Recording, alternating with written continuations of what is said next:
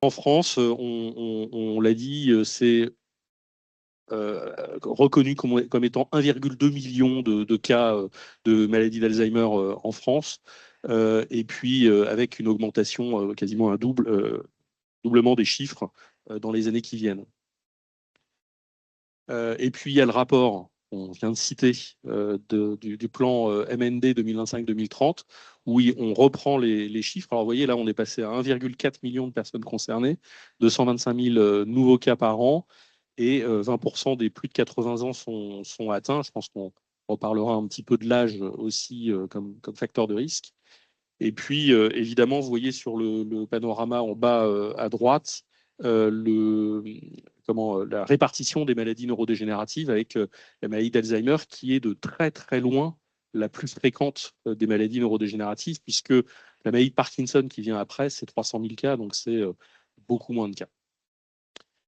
Et puis vous avez en haut à droite la projection dans les années futures, où vous voyez que le nombre de cas de toutes les maladies dégénératives augmente, mais en particulier celui de la maladie d'Alzheimer. Donc là, c'est pour rappeler cette prévalence en fonction de l'âge. Et vous voyez que le carré rouge, là, c'est 80 ans. Alors vous avez les femmes d'un côté, les hommes de l'autre, parce qu'il y a une différence entre les deux. Et vous voyez qu'effectivement, on est sur des chiffres de prévalence à partir de 80 ans, on est à 15% environ de la population qui a une maladie d'Alzheimer.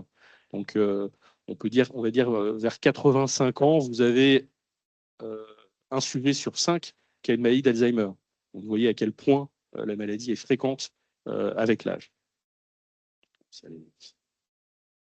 Je voulais rappeler aussi dans les chiffres l'impact que ça peut avoir au niveau humain, la perte d'autonomie, l'isolement social, l'impact psychologique, et puis ce qui est également très reconnu aujourd'hui, le quotidien des aidants qui va être impacté. Je ne vais pas rentrer dans le détail parce que je n'ai pas le temps, mais je tenais à le souligner. Et avec également l'impact financier. Ça, c'est une étude de l'association Aloïs, où vous voyez les coûts en fait, financiers pour un certain nombre de secteurs. Donc, ça sont les chiffres qu'on nous dit de retenir, mais je pense que c'est effectivement important. Le nombre de personnes atteintes par la maladie neurodégénérative, le nombre d'aidants qui aide les personnes atteintes de maladies neurodégénératives, et cette progression qui continue à croître dans les années qui viennent. Et donc là, on parle évidemment de maladie d'Alzheimer, mais ça concerne évidemment toutes les maladies neurodégénératives. Un petit mot sur le parcours des soins. Donc, vous avez plusieurs guides de parcours de soins. Globalement, je fais référence à l'article qui est à droite, qui est un travail en fait collaboratif entre les neurologues, les gériatres et les médecins libéraux, ce qui est pas si fréquent que ça, donc c'est toujours bien de le souligner. Et donc, vous voyez, première chose, les patients viennent consulter. Ils viennent consulter en général leur médecin généraliste, pas toujours, mais leur médecin généraliste en premier. Et on a plusieurs circonstances de motifs de consultation. Le plus fréquent, l'installation progressive de troubles neurocognitifs, mais il peut y avoir d'autres situations qui peuvent conduire vers une évaluation cognitive et une consultation mémoire. Donc, la première étape théorique du parcours de soins d'un patient souffrant de troubles cognitifs, c'est la consultation auprès du médecin traitant, qui va devoir reprendre évidemment tout l'interrogatoire, l'examen clinique, et faire une première évaluation cognitivo-comportementale, ce qui nous manque quand même assez souvent quand les gens arrivent en consultation mémoire, mais ce qui devrait être fait. Dans le bilan de repérage, c'est souvent une question qu'on nous pose, qui est posée par les médecins généralistes qui ont peu de temps, évidemment, en consultation. Il y a un certain nombre d'outils qui existent. Alors là, c'est pareil, je n'ai pas le temps de tout lister. Il y a des questionnaires de plaintes cognitives, il y a des questionnaires, il y a des tests de dépistage comme le MMSE ou la MoCA dont vous avez tous entendu parler, mais ce sont des tests qui sont déjà trop longs à faire en consultation de médecine libérale. C'est ça. Et actuellement, il y a des tests qui se développent sur le plan informatique qui, je pense, ont un intérêt probablement majeur pour dépister des troubles. Là, c'en est un exemple, hein. Il y a d'autres exemples, mais c'est un test qui se fait sur tablette. Vous donnez la tablette aux personnes qui sont en salle d'attente. Elles font ça en 5 minutes en moyenne. Donc c'est très rapide et vous avez une très forte valeur de dépistage qui est au moins en fait similaire à celle des tests de type MSE ou MOCA. Donc c'est probablement un moyen d'accélérer la sélection des patients avec un trouble. À partir de là, le médecin généraliste doit déterminer si c'est un trouble cognitif mineur ou majeur, c'est-à-dire un trouble avec atteinte de la vie quotidienne ou pas. Et puis également la situation où finalement on ne retient pas de troubles cognitifs, mais d'autres situations. Et là, il peut y avoir un suivi et puis la prévention dont on va beaucoup parler. Il peut y avoir aussi la situation du diagnostic psychiatrique, où là, l'orientation va se faire plutôt vers la prise en charge spécifique psychiatrique. Donc le handicap, je ne reviens pas dessus. Il y a aussi des échelles pour vérifier si on a un handicap dans la vie quotidienne et si on est donc dans un trouble neurocognitif mineur ou majeur. À partir de là, normalement, on n'est toujours pas en consultation mémoire. Il y a la réalisation d'un premier bilan, qui est le bilan biologique, et l'IRM cérébral, avec plus ou moins un bilan neuropsychologique, mais qui va souvent être décidé en consultation mémoire. Donc, ça, c'est quelques indications du bilan neuropsychologique. Alors, je pense que le plus important, ce que je vais souligner en premier, c'est l'absence de dépistage pour l'instant. C'est-à-dire que s'il n'y a pas de plainte, soit du patient, soit de l'entourage, soit du médecin éventuellement, on ne fait pas de bilan neuropsychologique systématique. Ça n'a pas de sens. Donc, c'est ce sur quoi j'insisterai juste pour le bilan neuropsychologique. Et puis ensuite, on arrive à l'étape des consultations mémoire, effectivement. Donc, bah, voilà, vous avez représenté, c'est sur le site de la Fédération des centres mémoire, l'ensemble des consultations mémoire de la région dans son entièreté. Donc, on n'est pas mal, c'est plutôt pas mal maillé dans la région. Et donc, à partir de là, on va informer en fait le patient et on va lui demander son point de vue. C'est-à-dire que dans un certain nombre de situations, le patient a le droit de dire bah, moi, je ne veux pas aller plus loin ou j'ai besoin d'aller plus loin. Ça, c'est surtout pour les stades débutants de troubles cognitifs. Mais on a le droit de changer en fonction évidemment du souhait des patients. Et ensuite, bah, vous avez toutes les situations pour lesquelles la consultation mémoire, normalement, a un rôle dans les diagnostics de maladie d'Alzheimer et maladie apparentée, évidemment. Les autres diagnostics qu'on dit, entre guillemets, curables, alors qu'ils ne le sont pas tout à fait tous, mais qu'il faut évidemment rechercher. Et puis, un certain nombre de diagnostics complexes de spécificité pour les sujets jeunes, par exemple, les démences d'installation trop rapides pour que ce soit neurodégénératif, et puis quelques syndromes dits atypiques d'atrophie focale. Et à partir de là, on va aller sur des deuxièmes lignes d'examen avec, par exemple, la ponction lombaire et l'analyse du LCR, des examens comme les TEP, alors TEP-FDG, TEP amyloïde, maintenant on commence à en avoir quelques-uns, et puis éventuellement l'électroencéphalogramme. Et puis ensuite, l'étape d'après, c'est l'annonce diagnostique. Donc l'annonce diagnostique, normalement, elle doit être explicite, elle doit être faite par le spécialiste qui a fait les différentes démarches de diagnostic dans l'idéal, et elle doit être reprise par le médecin généraliste.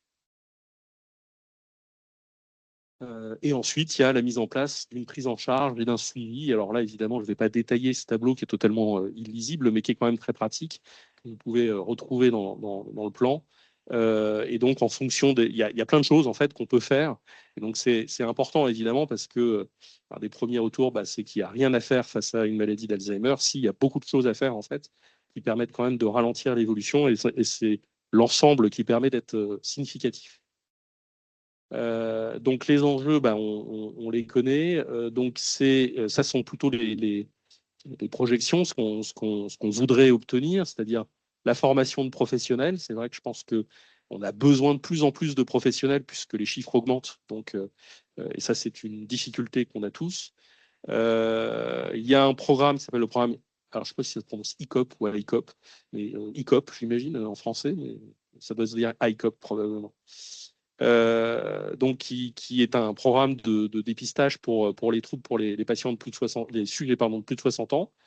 Il faudrait renforcer les lieux de consultation mémoire, je pense qu'on sera tous d'accord là-dessus, pour essayer de réduire le délai diagnostique qui est encore un petit peu trop long.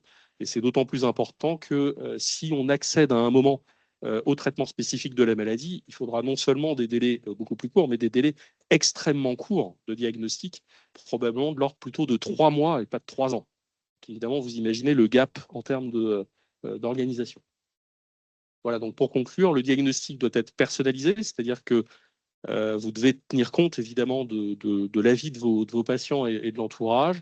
Il y a une première étape chez le médecin traitant qui normalement doit faire le repérage, doit prescrire les premiers examens comme le bilan biologique et l'IRM, puis ensuite l'étape de la consultation mémoire avec un bilan plus spécifique et enfin la mise en place de la prise en charge.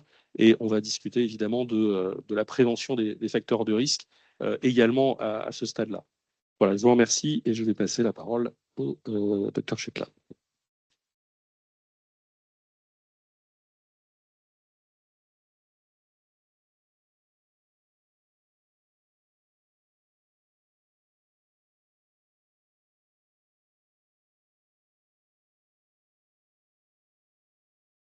Merci beaucoup, Olivier. Bonjour à tous. Donc, moi, je vais juste introduire la partie facteurs de risque et facteurs de protection des maladies neurodégénératives. Donc, comme on l'a vu, il y a une augmentation du nombre de personnes âgées. C'est à la fois en termes de pourcentage et en termes de nombre. Et donc, ça, c'est pas forcément... il y a des conditions et des maladies qui vont également augmenter avec l'âge et qui vont venir dégrader la qualité de vie alors qu'on prend de l'âge. C'est par exemple le cas de la dépression qui touche plus de 10 à 15% des plus de 65 ans, des problèmes de sommeil qui sont également très fréquents alors qu'on prend de l'âge, plus de 50% des personnes de plus de 65 ans, et puis les démences, bien sûr, ce dont on parle aujourd'hui, une maladie neurodégénérative, avec une augmentation exponentielle avec l'âge, comme on l'a vu. Donc, vieillir, c'est pas forcément une mauvaise nouvelle. On peut vieillir en bonne santé, être en forme, se sentir bien. Et donc, il y a un gap, il y a une variabilité des conditions de notre vieillissement alors qu'on prend de l'âge. Et donc, c'est un peu de ça qu'on va parler. C'est quoi les clés d'un vieillissement en bonne santé? Un vieillissement où on se sent bien et on est épanoui. Alors, je tiens ces recherches de Julie Gonod, qui est allée voir un peu sur les personnes, les centenaires, les personnes très, très âgées, ce qu'elle recommandait. Et voilà, donc les différents conseils qui sont donnés par ces personnes. Donc, selon Jeanne Calment, 122 ans, faire du sport et un petit verre de Porto. Je ne bois et je ne fume jamais, des émotions positives. Probablement une part de génétique et 3 œufs chaque jour, dont 2 crus. Manger du porridge, éviter les hommes, s'occuper de ses affaires et éviter la malbouffe. Un mode de vie sain, un verre de vin rouge à chaque repas encore. Voilà, manger peu mais de tout, avoir aussi un peu de chance, une bonne génétique, tranquillité, une bonne connexion avec la famille, les amis, le contact avec la nature, la stabilité émotionnelle. Vous voyez vous allez voir qu'il y a beaucoup de sagesse là-dedans. Et puis, bien sûr, activités cognitives et physiques ont également été mentionnées. Donc, on va voir ce que dit la science, mais vous verrez qu'on va retrouver beaucoup de ces mots dans ce qui va suivre. Et effectivement, en plus, un centenaire normand qui dit bah, le secret, c'est d'être normand. Ou voilà, il dit aussi que il est en bonne santé, il a mal nulle part et à 106 ans seulement, il choisit de ne plus conduire. Voilà. Donc effectivement, la recherche peu à peu a découvert que pour la maladie d'Alzheimer, notamment, il y avait des facteurs de risque, mais aussi des facteurs protecteurs. Et donc qu'on va voir par la suite, mais que ça suggère qu'une approche duale qui vise à la fois à diminuer les facteurs de risque, à renforcer les facteurs protecteurs, eh bien c'est une approche optimale pour la prévention des maladies neurodégénératives. Alors, quels sont ces facteurs? Donc, souvent, et vous allez sûrement le voir plusieurs fois aujourd'hui, on se fie sur cette commission, Lancet Commission Livingston 2024, qui dit que 45% des cas de maladie d'Alzheimer pourraient être évités en jouant, en réduisant des facteurs de vie potentiellement modifiables qu'on va retrouver ici à différents stades de vie. Donc, vous voyez, par exemple, il y a des facteurs qui sont vraiment directement liés au style de vie, comme le niveau d'études, l'inactivité physique, le tabagisme, la consommation d'alcool et l'isolement social. Il y a des facteurs de risque cardiovasculaires, cholestérol, diabète, hypertension, obésité. Il y a également le facteur de santé mentale, dépression, les facteurs environnementaux, donc la pollution, puis des facteurs plus médicaux, la perte d'audition, les antécédents de traumatisme crânien et la perte visuelle. En fait, il y a eu plusieurs versions. C'est quelque chose qui est vraiment amené à évoluer. Vous voyez qu'en 2007, il y avait en 2017 9 facteurs, 2020 12, 2024, c'est celui que je viens de vous présenter, 14. Un an après, il y a eu un article qui est venu un peu critiquer cette précédente version en disant que oui, ils ne prennent pas assez en compte les différences hommes-femmes, les différences planétaires, la pauvreté, les chocs économiques, etc. Et ils ont rajouté encore 4 facteurs supplémentaires. Et puis, ce qui est vraiment souligné aussi dans cet article de critique, c'est le fait que il y a vraiment d'autres facteurs aussi pour lesquels les données ne sont pas encore assez nombreuses et robustes pour être intégrées à ces estimations, mais dont les effets sont de plus en plus reconnus, comme le sommeil, l'activité cognitive, le régime alimentaire et le bilinguisme qui sont mentionnés. Voilà. On va parler de plusieurs de ces facteurs au cours de cette matinée, et notamment commencer par la consommation d'alcool, les troubles du sommeil, l'hypertension. Et puis ensuite, en deuxième partie, l'activité physique, la méditation, la musique et la nutrition comme façon de peut-être booster les facteurs protecteurs dans la maladie d'Alzheimer. Voilà.